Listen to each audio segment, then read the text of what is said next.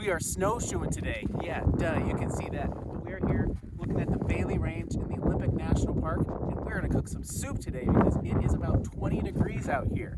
And here is our 360 panel view for the day.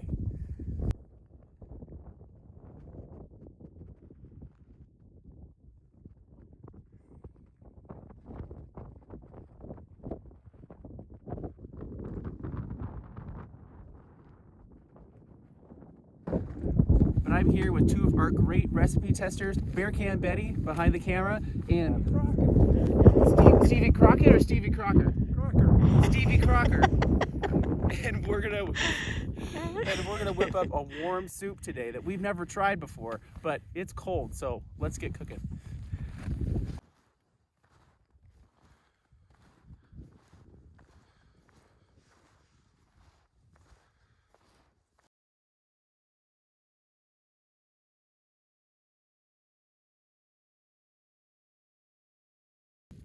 Yeah. Hey, we are in the snow, and I often have to do a couple takes because I laugh. And there's snow all around us. There's snow all around us. All right, we are here in the snow, and we're gonna make broccoli cheddar soup. This is the first time I've ever tested this recipe, but I'm here with Bear Can Betty. She is famous Bear Can Betty because you have tested the most recipes of any recipe tester for Monty Boca. That's exciting. That's exciting. So we're going to test up our broccoli cheddar soup today, and also talk a little bit about winter cooking because it can be a little bit more challenging. So some ingredient callouts for our broccoli cheddar soup today. And so we've just got some broccoli flowerets all ready to go, and then the rest of our ingredients right in here. So let's see if I can unzip this with my glove because it's about 20 degrees out here today, and it is pretty darn chilly. So the ingredients that I have in here are some non-fat milk powder, some already grated cheddar cheese, and some seasonings that we'll talk about a little bit later. But when you are cooking outdoors and when you are cooking for wintertime camping, something that's really, really helpful is just dump meals. So to be able to have them already prepped up, have this already grated, just so you don't have to take off your gloves and just put them in the pot, turn on the burner, and get it cooking. So that's what we're gonna do to start our broccoli cheddar soup. It's harder with gloves. Nice. So we're going to go ahead and throw quite a few broccoli flowerets in there. We'll Throw do them it out together. into the snow too. There we go. And let's get it pretty full. Okay. Nice. That sounds great. And we're going to hit it with some water. We can always add more, but I think we'll just start with about 4 or 6 ounces. And what else I've got in my thing here? Got a little bit of salt. So we'll put that salt in right about now so that can start to flavor up our soup. Put our other ingredients over here. And let's get this burner going and get our broccoli cooked up. Nice.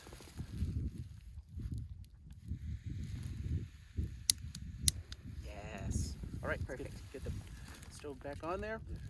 And for this recipe, I'm not quite sure how long this is going to take. Another thing about wintertime cooking is that we are at elevation and we are colder, so it is naturally going to take a little bit longer for our pot to boil. Well, if you've watched any of the other stove videos, you know I'm a big fan of pot and pan integration, and this stove does have a little bit of integration which can be helpful, but you still have to get it in the right groove. So we will get our lid right on top. We'll eat this so the squirrels don't get it, and turn this up to high. Ooh, there we go. So while this is boiling up, I've got a couple questions for you. Okay. What has been your favorite trail meal that you've ever made? Oh my gosh. Favorite trail meal that we've ever made. You know, so you have me primed because on our way out here, we were talking about the mango rice possibilities. Mango fried and rice. I think anything with mango in it is Ooh. probably my favorite trail meal. Nice. So whether or not it's got a protein or is, you know, a rice or even like another grain, I really like things with mango. Nice. And have you had mango for breakfast too? Do you like it in that regard too? Yes. Nice. In the cereal? Yep. Yes, absolutely. Awesome. Well, we're boiling, so that, I mean, for this pot, and I'm surprised because we're at like 5,000 feet. This came up boiling in just a minute or two. And Betty, why don't you give us a nice stir? Nice. That nice green color against the white snow is looking great so far. Awesome. So with this is pretty great because we're just looking for this broccoli to get really, really soft. And if you overcook it, it's going to be completely fine. So we're just going to let that cook for just a minute or two and check back on it. Since you have tested multiple recipes for Monty Boca, what's been fun about it? Okay, well, actually, I like the whole process. It is fun. Sometimes I forget, and so I'm scrambling a little bit to go and weigh my ingredients. I think, uh-oh, I forgot that part. But then as I lay the ingredients out, it's really fun to find a setting for them. And the most fun part of it is going outside and actually preparing it and cooking in the outside and eating it. Cooking it outside too. I mean, that's the thing that I love, and I love sharing with you guys. But as you guys know, for some of these videos, I do them by myself, and it's always more fun to share the experience with somebody, both in the meal, but also in the cooking process. So, but I'm really happy to have you along. You're, I think, probably one of the first recipe testers too. But it's been fun to share the process with you and see how we can eat well outdoors. Well, thank you. We have really enjoyed seeing how the outdoor cooking and eating has evolved. It's been a really fun process for us to be in on. Awesome. Thank you. Thank you. So this has only been cooking for like a minute or two. And for those bigger flowerets, it's soft enough now that we can start to smash them up a little bit, which will help up with our last little bit of cooking, but also help when we're trying to eat it in a few minutes. Nice. So other thing that's really helpful for outdoor cooking, which is something you brought along, and thank you so much, is something to sit on. Because after your cross-country skiing or snowshoeing, you are nice and warm, but once you do sit down, your body temperature drops a whole lot, and body temperature can go out through your butt or your legs pretty quickly. So Betty brought a nice little space blanket and a nice little sit-upon kind of situation, which is really nice and comfortable, but also helps with keeping your core temperature nice and hot. All right, our broccoli is nice and soft, and I think it's time to add our other components. And I do need to take my gloves off for this next part, but we're gonna add our flavor ingredients to our broccoli cheddar soup. So I'm just gonna go ahead and turn off the heat right now, just so it's a little bit easier. So I'm gonna add a little bit of garlic powder.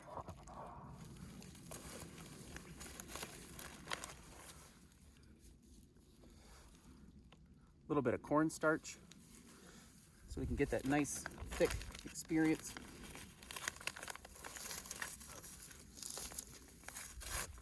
Some of our milk powder.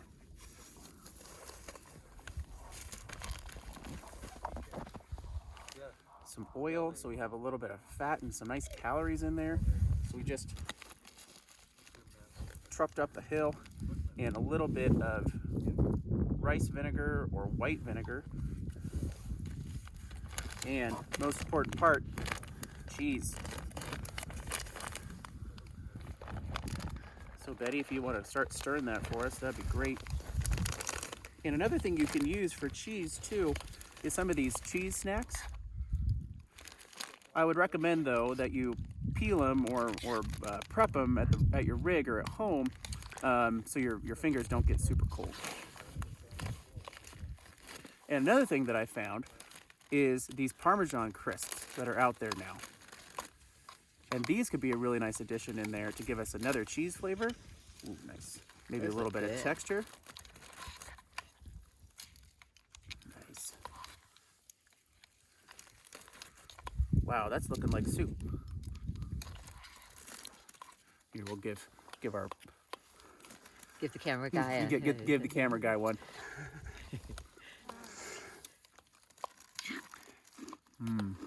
Nice. So let's turn the heat back on. And the thing about that cornstarch too is it does need heat to activate. We want all of our flavors to come together. Give that another little stir.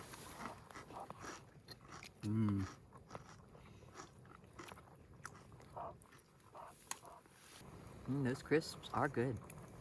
Those are really tasty.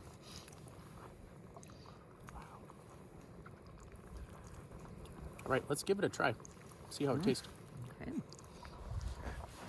Here we go.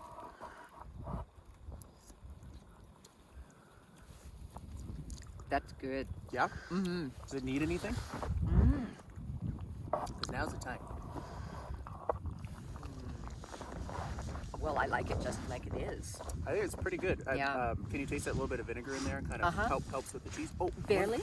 One thing we do need in there, something I can taste, is a little bit of ground mustard. Oh. Or you could easily add a mustard packet too. That'll help bring some of the cheesy flavors out. But it seems like our broccoli is soft enough, so definitely edible. And we could probably add a little bit more cornstarch if you wanted it a little bit thicker, but that's looking pretty good to me. So we're gonna turn off our burner. Try a little with the mustard. Yeah. Give a final test.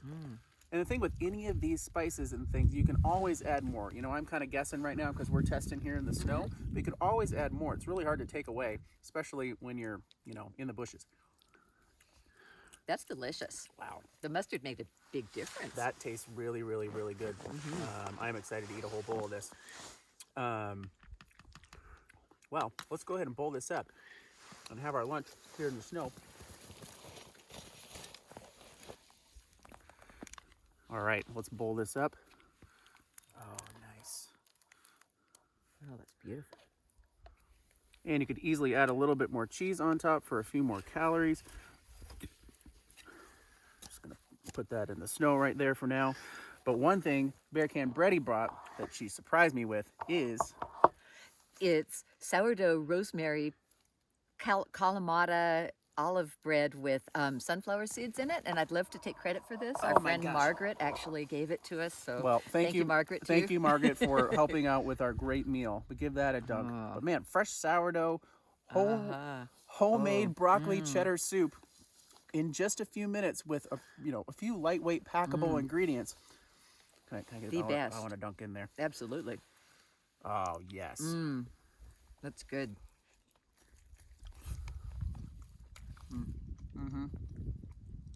Well, I say our broccoli cheddar soup test was successful. But get out there and try this. I got to tweak a couple things for this recipe, and we'll be up online after this. But get out there, cook this winter, find a buddy to do it with. Boca boca.